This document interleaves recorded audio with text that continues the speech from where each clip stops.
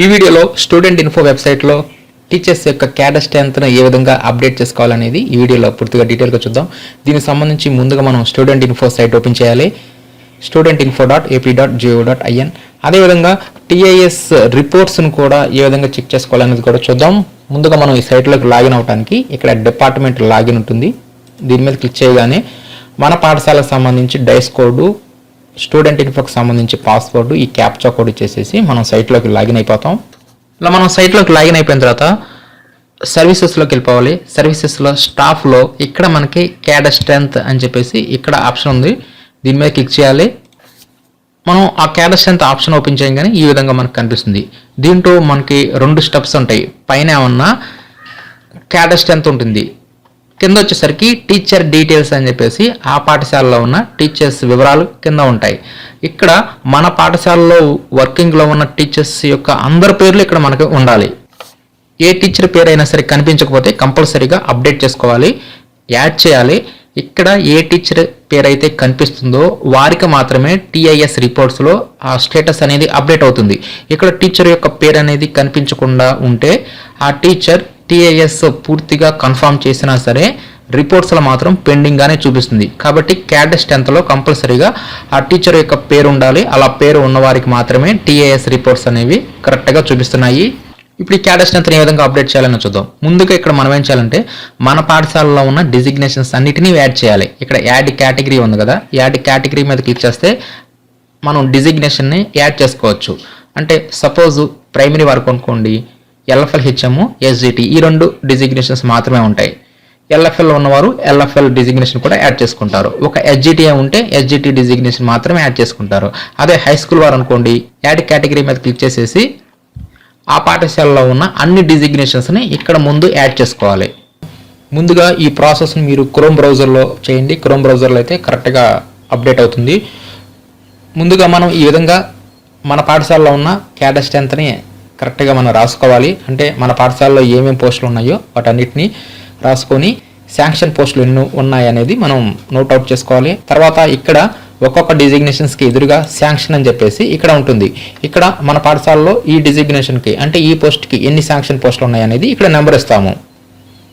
Next వర్కింగ్లోకి వచ్చేసరికి ఆటోమేటిక్గా ఇక్కడ కింద టీచర్ డీటెయిల్స్ అని చెప్పేసి పేర్లు కొన్ని ఉంటాయి కదా, ఈ పేర్లు ఉంటే ఆటోమేటిక్గా ఆ పేరుకి ఎదురుగా ఆ ఉపాధ్యాయునికి సంబంధించి డిజిగ్నేషన్ కూడా ఉంటుంది.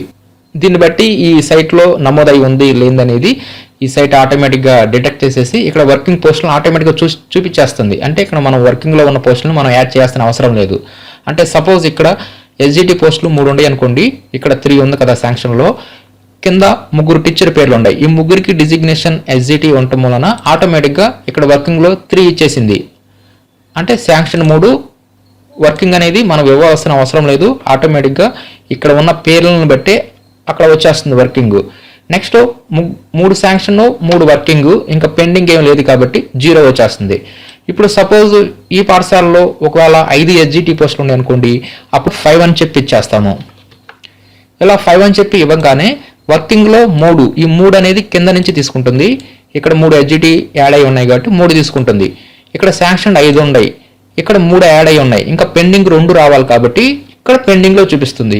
ఈ విధంగా ప్రతి పోస్ట్కి ఎదురుగా మనం శాంక్షన్ పోస్టులు ఎన్ని ఉన్నాయని ఇస్తే చాలన్నమాట. వర్కింగ్లో ఉన్న వివరాలను మనం ఇవ్వాల్సిన అవసరం లేదు, ఆటోమేటిక్గా పెండింగ్లోకి వచ్చేస్తుంది. అంటే 2 టీచర్లని ఇప్పుడు మనం యాడ్ చేసుకోవచ్చు. మనం యాడ్ చేయడానికి పెండింగ్లో ఉన్న ఆ నెంబర్ ఉంటుంది కదా, ఆ నెంబర్ మీద క్లిక్ చేయాలి. ఆ నెంబర్ మీద క్లిక్ చేసిన తర్వాత ఇక్కడ ఉపాధ్యాయుని యొక్క ట్రెజరీ ఐడి అడుగుతుంది. ఆ ట్రెజరీ ఐడి ఇచ్చేసేసి గెట్ డీటెయిల్స్ మీద క్లిక్ చేయాలి. అలా గెట్ డీటెయిల్స్ మీద క్లిక్ చేయగానే కింద ఆ ఉపాధ్యాయునికి సంబంధించి వివరాలు మనకి కనిపిస్తాయి. చివరిలో సేవ్ అని చెప్పి ఉంటుంది. ఆ సేవ్ మీద క్లిక్ చేస్తే ఈ ఉపాధ్యాయుని యొక్క పేరు అనేది ఆ క్యాడర్ స్ట్రెంత్లోకి యాడ్ అయిపోతుంది. ఆ క్యాడర్ స్ట్రెంత్లోకి యాడ్ అయిన తర్వాత కింద 3 పేర్లకి అదనంగా ఇప్పుడు ఒక పేరు యాడ్ చేసాం కాబట్టి అప్పుడు 4 పేర్లు అవుతాయి. అప్పుడు వర్కింగ్లో ఉన్నది కూడా అప్డేట్ అవ్వడం జరుగుతుంది.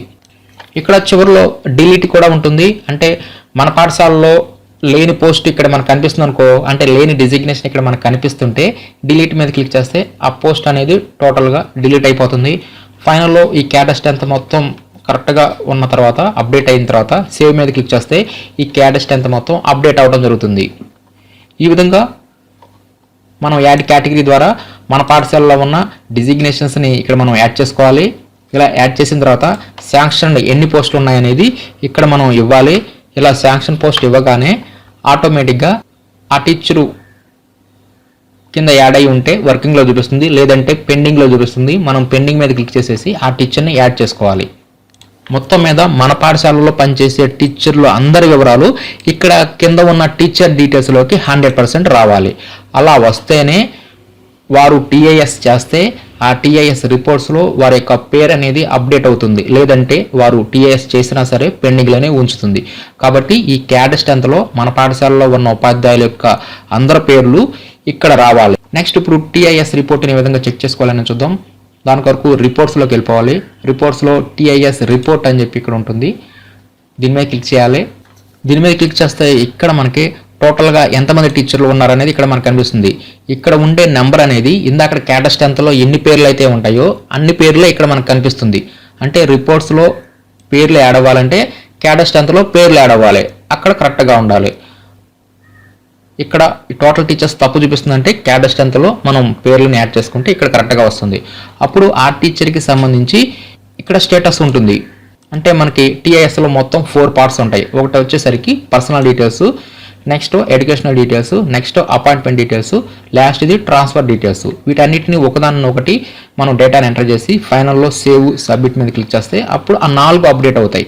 ఆ 4 అప్డేట్ అయితే ఇక్కడ ఆ స్టేటస్ అనేది ఆటోమేటిక్గా అప్డేట్ అవుతుంది.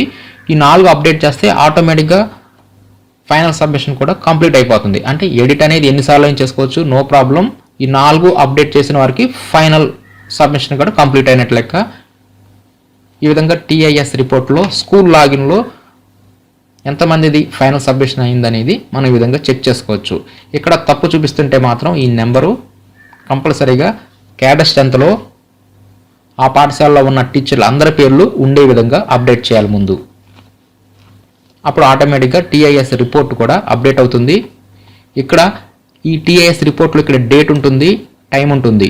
అంటే లాస్ట్ ఎప్పుడు ఈ సైట్ అప్డేట్ అయింది అనేది కూడా మనకి చూపిస్తుంది. అంటే సపోజ్ ఇప్పుడే మనం టీఐఎస్ అప్డేట్ చేసామనుకోండి, వెంటనే రిపోర్ట్ అనేది అప్డేట్ అవ్వదు.